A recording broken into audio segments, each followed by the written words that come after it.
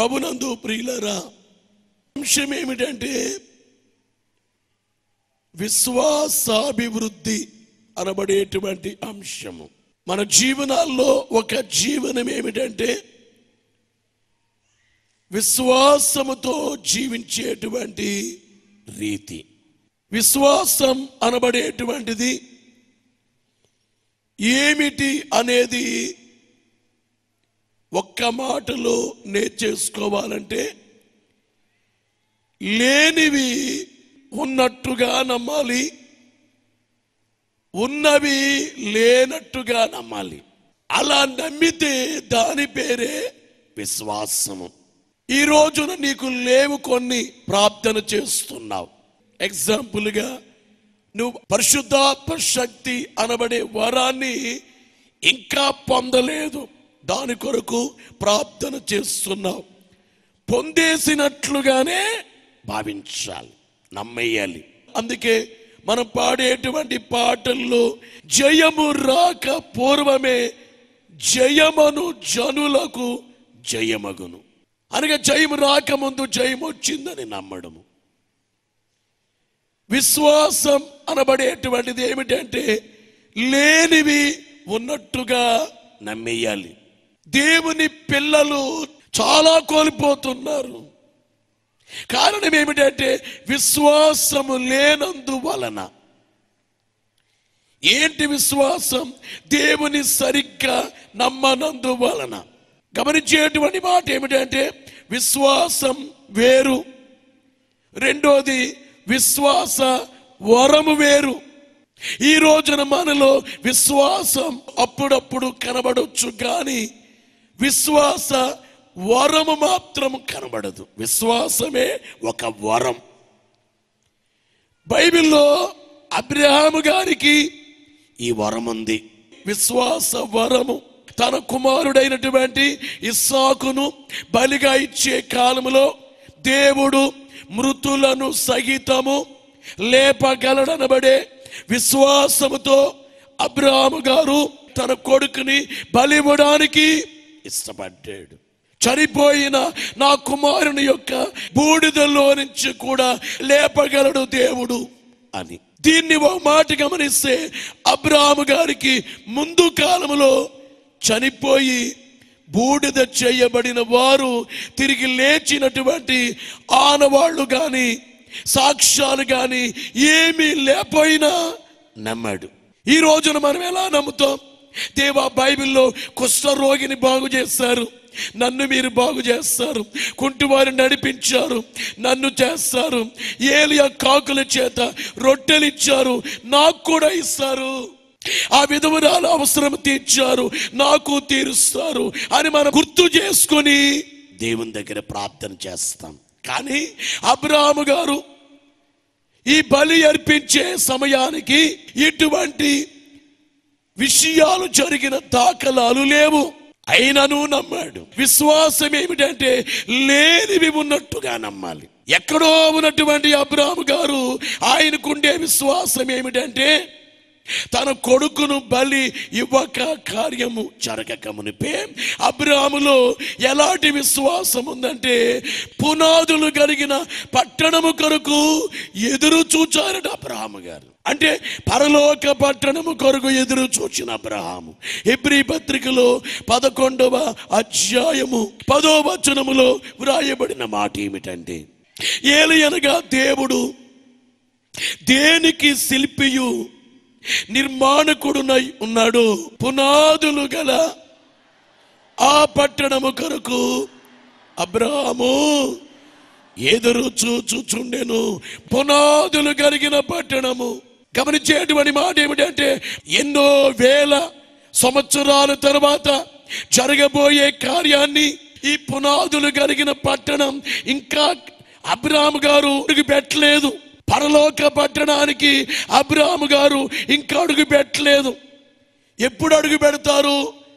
అబ్రహాము గారు మనము కలిసి ఒకేసారి అడుగు పెడతాము. బోలో యేసు మహారాజుకు. ఇప్పుడు అబ్రహాము గారు ఎక్కడ ఉన్నారు? పరదైసులో ఉన్నారు. నూతన యెరూషలేం అనబడే పరలోక పట్టణములో లేరు, పరదైసులో ఉన్నారు. పరదైస్ ఎక్కడుంది? మోక్షలోకములో ఉంది. యేసుక్రీస్తు ప్రభువారు సిలువ వేయబడక మునుపు, ఆయన తిరిగి లేవక మునుపు అబ్రాహాము గారు ఎక్కడున్నారు? అంతకుముందు కాలంలో చనిపోయిన భక్తులందరూ భూమికి కింద ఉండేవారు. ఆ భూమికి కింద ఉండేది పరదైసు. అది కూడా చెరే. ఎందుకంటే ఇంకా రక్త ప్రోక్షణము జరగలేదు. యేసు వారు ఇంకా సిలువ వేయబడలేదు. యేసు సిలువ దీక్ష చాలా ముఖ్యం. సిలువను ఎవరైనా కానీ ఆ యజ్ఞాన్ని తలంచుకోపోతే మోక్షం లేదు. సిలువ తలంచుకుంటేనే మోక్షం.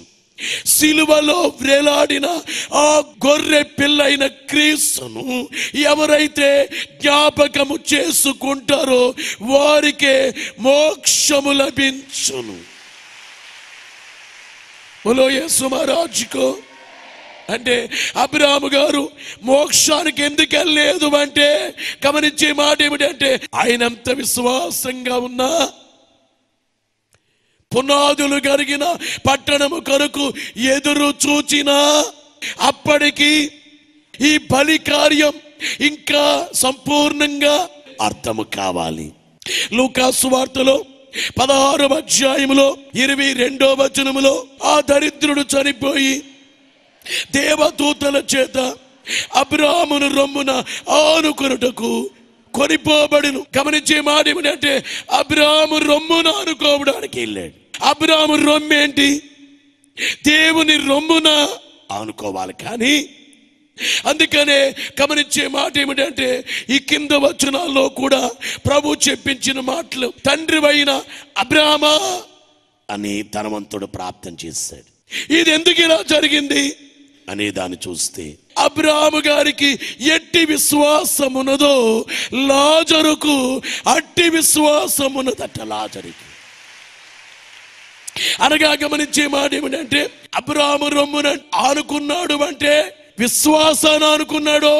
హెబ్రీ పత్రికలో 11వ అధ్యాయములో 19వ వచనములో అబ్రాహాము మృతులను సహితము లేపుటకు శక్తిమంతుడని ఎంచిన వాడై తన ఏక కుమారుని అర్పించి, అబ్రాహాము గారికి ఉండే విశ్వాసం ఏమిటంటే మృతులను సహితము లేపేటువంటి దేవుడని.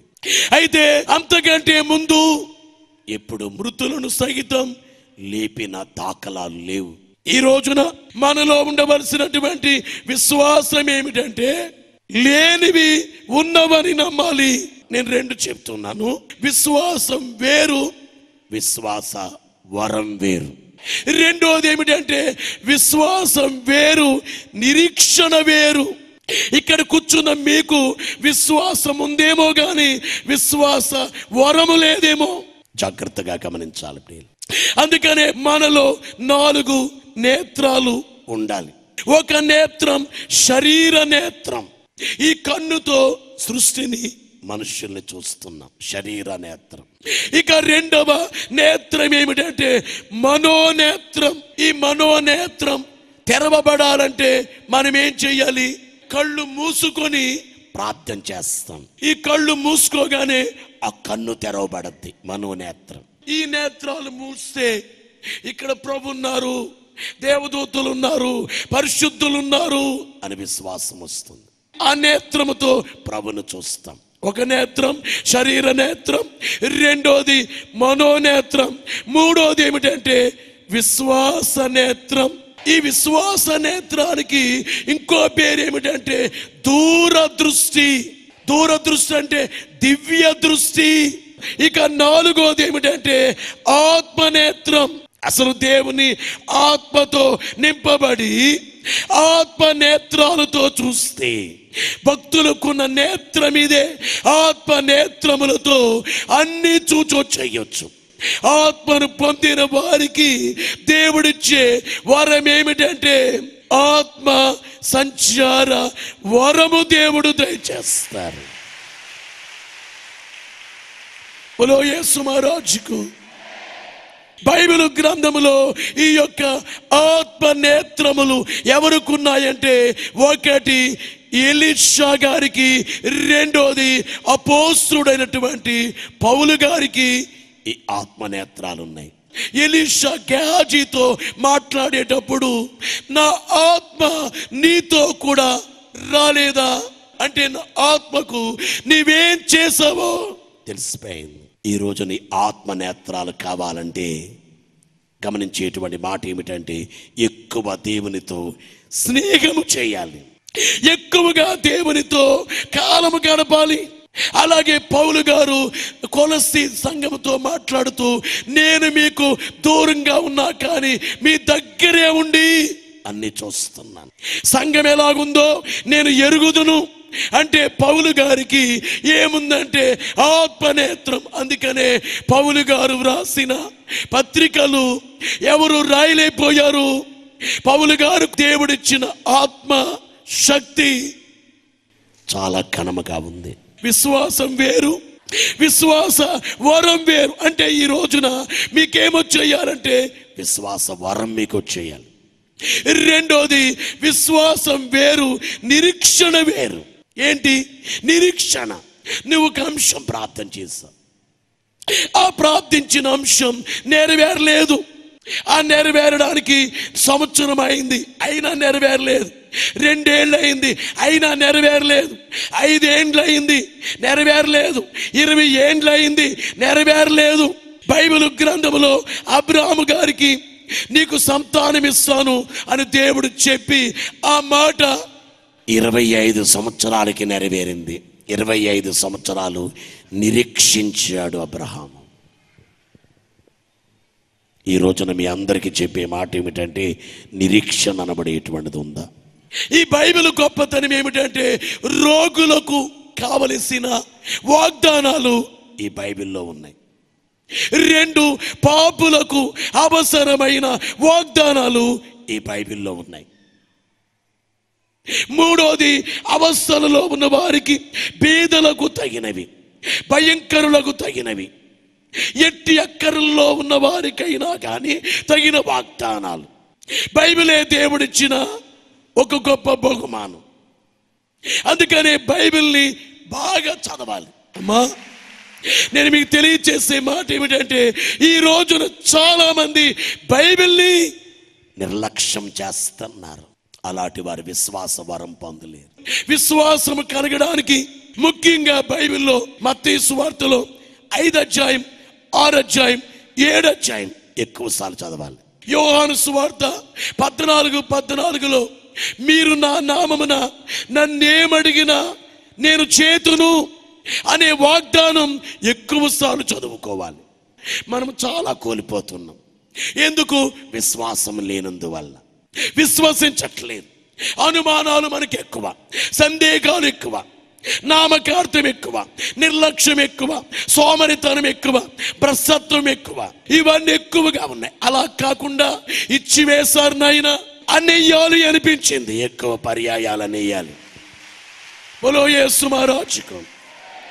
మనోవిచారము కూడదు, నీకు మహిమ తలంపులే కావలెను.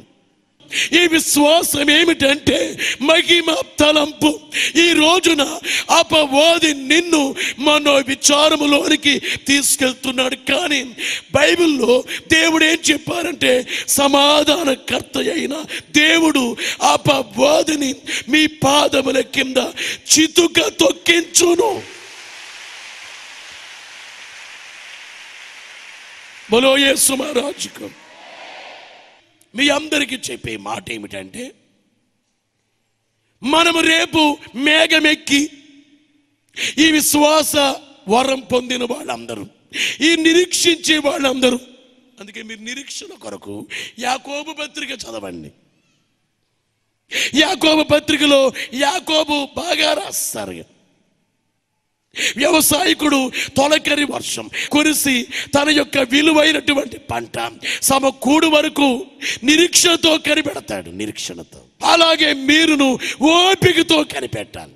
హెబ్రీ పత్రిక 11వ అధ్యాయం 1వ వచనములో విశ్వాసమనునది నిరీక్షింపబడు వాటి యొక్క నిజ స్వరూపమును అదృశ్యమైనవి ఉన్నవనుటకు రుజువునయున్నది. అదృశ్యమైనవి ఉన్నాయని నమ్మడం, లేనివి ఉన్నాయని నమ్మడం.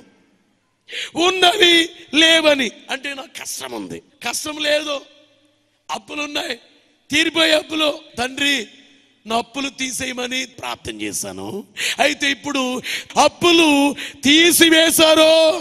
బోలో యేసు మహారాజుకు. ప్రియులారా, ఇలా వినాలి. ఈ రోజున మనము ఈ బైబిల్ మిషన్ మందిరములో ఆరాధనలో ఉన్నాం. కానీ కొంతకాలానికి ఈ భూమినే కొత్త భూమిగా, కొత్త ఆకాశంగా చేసి యెరూషలేములో యేసుక్రీస్తు ప్రభువారు రాజుగా ఉండి 1000 సంవత్సరాల కాలం ఈ ప్రపంచాన్ని యేసు పరిపాలిస్తారు. ఆ రాజ్యములో కేవలం పరిశుద్ధులు మాత్రమే ఉండి ఆ రాజ్యం ఏలేటువంటి భాగ్యం. బోలో యేసు మహారాజుకు. అయితే గమనించే మాట ఏమిటంటే, నిజమైనటువంటి ఆరాధన అప్పుడే జరుగుతుంది 1000 ఏళ్ల పరిపాలనలో. పూర్వకాలంలో మన క్రైస్తవ పెద్దలు ఏం చేసేవారంటే, ఒక ఆదివారాన్ని సంవత్సరంలో ధవళాదివారం అని పేరు పెట్టి, ఆ ధవళాదివారం రోజున అందరూ తెల్ల బట్టలు వేసుకుని ఆరాధన చేసేవారట. దాని పేరేమిటంటే ధవళాదివారం. అందులో ఎవరు కలర్ డ్రెస్సులు ఉండవు. దైవజనుడు దేవదాసయ్య గారు ఆ మాట చెబుతూ ఏమన్నారంటే, అలాగూ మీరు కూడా చేసి చూడండి అన్నారు. అందరూ కనీసం గంట మోకరించాలి. ఏంటి ధవళాదివారం కూర్చంటే, 1000 ఏళ్ల పరిపాలన ఆరాధన గుర్తు రావడానికి. అయితే ప్రియులారు గమనించే మాట ఏమిటంటే, 1000 ఏళ్ల పరిపాలన ఆరాధనలో 2 చిట్టాలు తెరిచి దేవునికి స్తుతి చేస్తామట. చిట్ట అంటే ఇంతకుముందు గ్రంథం చుట్టూ ఉండేది, చాప చుట్టినట్లుగా. ఒక చిట్ట పేరేమిటంటే విమోచన చిట్ట. యెషయా గ్రంథం 51:11 వచనములో, యెహోవా విమోచించిన వారు సంగీత నాదముతో యెరూషలేమునకు తిరిగి వచ్చెదరు. నిత్య సంతోషము వారి తలల మీద ఉండును. వారు సంతోషానందం కలవారగుదురు. దుఃఖమును నిట్టూర్పును తొలగిపోవును. బోలో యేసు మహారాజుకు. నిత్య సంతోషం వారి తలల మీద ఉండును. ఇప్పుడు మనకి సంతోషం నిత్యం ఉంటుందా? అప్పుడప్పుడా. ఒకసారి సంతోషంగా ఉంటుంది, ఎక్కువ సార్లు విచారంగా ఉంటుంది. కానీ గమనించే మాట ఏమిటంటే, దేవుని పిల్లలైతే శ్రమ ఉన్నా కానీ స్తుతిస్తారు గనుక వారికి సంతోషమే. కానీ 1000 ఏళ్ల పరిపాలన కాలంలో నిత్య సంతోషం. యెహోవా విమోచించిన వారందరూ సంగీత నాదములతో సియోనుకు తిరిగి వచ్చింది. యెరూషలేముకు మరొక పేరు సియోను. పరలోక పట్టణము నుండి ఇక్కడికి వస్తాం. ప్రకటన గ్రంథం 20వ అధ్యాయము 6వ వచనములో, ఈ మొదటి పునరుద్ధానములో పాలుగల వారు ధన్యులను పరిశుద్ధులనయ్యుందురు. ఇట్టి వారి మీద 2వ మరణమునకు అధికారము. వీరు దేవునికిని క్రీస్తుకును యాజకులై క్రీస్తుతో కూడా 1000 సంవత్సరములు రాజ్యము చేయి. ఎంతకాలము? 1000 సంవత్సరాలు రాజ్యము చేసే కాలములో విమోచన చిట్ట తెరిచి స్తుతించే కార్యం. ఒకటి లోక సంబంధము నుండి విడిపించినందుకు, రెండోది శరీర సంబంధము నుండి విడిపించినందుకు, 3 పాప సంబంధము నుండి విడిపించినందుకు, 4 అపవాది సంబంధము నుండి విడిపించినందుకు దేవునికి స్తుతిగానములు చేసే విధానం. బోలో యేసు మహారాజుకు. అంటే శిలువ కార్యం, యజ్ఞ కార్యం అప్పుడు గుర్తొస్తుంది. మన దేవా, భయంకరమైన మాకు ఎంతటి విమోచన దయచేస్తారు.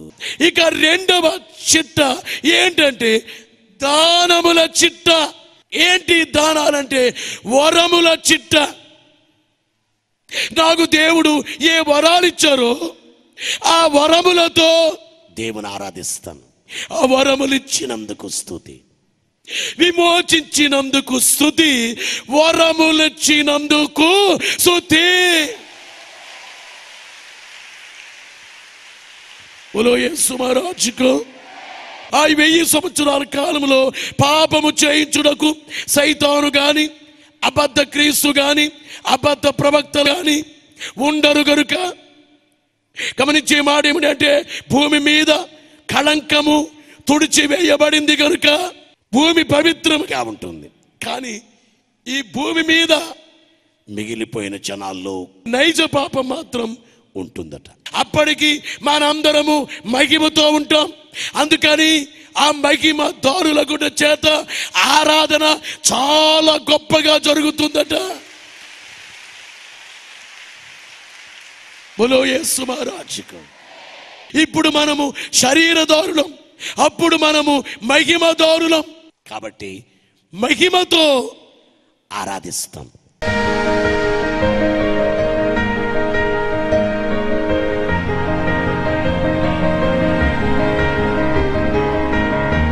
నది. నా పేరు లక్ష్మి. 20 ఏళ్ళ నుంచి నా తలకాయ నొప్పితో బాధపడుతున్నానమ్మ. నేను ఒక వారం నుంచి అన్నం నేడకు పనుకునేంటి. నాకు మా ఇంట్లో వాళ్ళు అందరూ చచ్చిపోవన్నారు, కానీ నా భర్త, నా కొడుకు అందరూ దూరమైనారమ్మ. నేను ఒకతే ఉన్నానని పక్కలో వండుకొని గుత్తికి పోతే బాగా అని చెప్పినారమ్మ. నన్ను 3 వారాలు వచ్చినానమ్మ. నాకు వచ్చేదానికి నాకు చేత కాక నేను రాను అన్నానమ్మ. నేను అనింటే మరి ప్రభు వచ్చి నన్ను తట్టి లేపినట్లయినాడమ్మ. రా అని పిలిచినట్లయినాడు. 3వ వారం నుంచి 4వ వారం మరి వచ్చినానమ్మ. నేను అప్పటి నుంచి నాకు ప్రభు సొత్తుపరిచాడమ్మ ఈ రోజులు.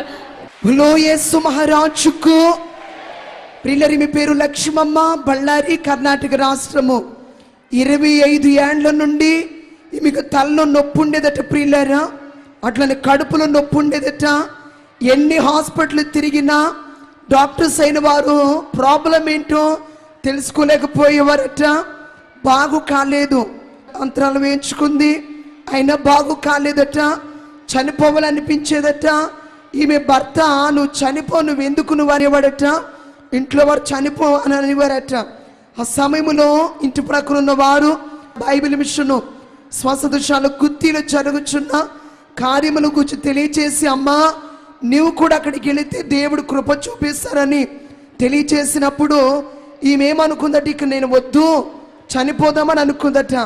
ఆ సమయంలో షాలకు వచ్చిందట. ఇంకా అది జాస్తి అయిందట నొప్పి. షాలకి ఏమి వెళ్ళని చెప్పి ఆమె ఆగిపోతే స్వప్నములో ప్రభు కనబడి, అమ్మా నా షాలకు రా, నేను బాగు చేస్తాను అన్నారట. బోలో యేసు మహారాజుకు. ఈరోజు 7 మెట్ల ధ్యానములో 2 కండ్లకు వెలుగు కొట్టిందట. సైతాను వెళ్ళిపోతున్నట్లు కనిపించింది. తలనొప్పి లేదట. బోలో యేసు మహారాజుకు. ఇంతమంది మీ భర్త, పిల్లలు సరిగా చూసేవారు కాదట, అసలు మాట్లాడేవారే కాదట. అట్లాంటిది భర్త, పిల్లలు చక్కగా ఈమెను పలకరిస్తున్నారట, బాగున్నారట. బోలో యేసు మహారాజుకు. నా పేరు దీవనమ్మ, మాది కర్నూలు గ్రామము. నా కుమార్తెకి 6 సంవత్సరాల నుండి తెల్లపొడ ఉంటుంది. ఎంతోమంది డాక్టర్లను సంప్రదించినాను, అయినప్పటికీ బాగు కాలేదు. మా అక్క నన్ను చాలకు తీసుకుని వచ్చింది తైలాభిషేక పండుగలకి. దేవుడు మొదటి వారంలోనే స్వస్థపరిచినాడు.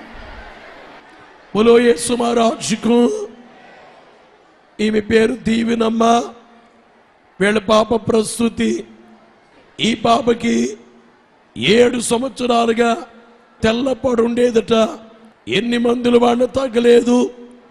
తైలాభిషేక పండుగకు వచ్చి అభిషేకము చేయించుకోగా 7 ఏళ్లగా ఉండే పొడ దేవుడు తీసివేశారు. బోలో యేసు మహారాజుకు. మేరీ సర్యాపురం నొప్పులు వచ్చింటే హాస్పిటల్కి వెళ్ళాము. పిండం తిరగట్లేదు, చనిపోయిందని చెప్పారు. మీరు సర్లే మేడం డెలివరీ చేయండి, నేను దేవునికి సాక్ష్యం చెప్పు గుత్తికి వెళ్ళి అని అన్నాను. దేవుడు బతికిన బిడ్డను ఇచ్చాడు సార్. పిండం చనిపోయింది అన్నారట. అయితే డాక్టర్ అమ్మ గారితో చెప్పిందట ఈమె, సర్లే తీసేయండి దేవుడు ఉన్నారు అని ప్రార్థన చేసుకోగా బాబు పుట్టాడు, బాగున్నాడు. బోలో యేసు మహారాజుకు.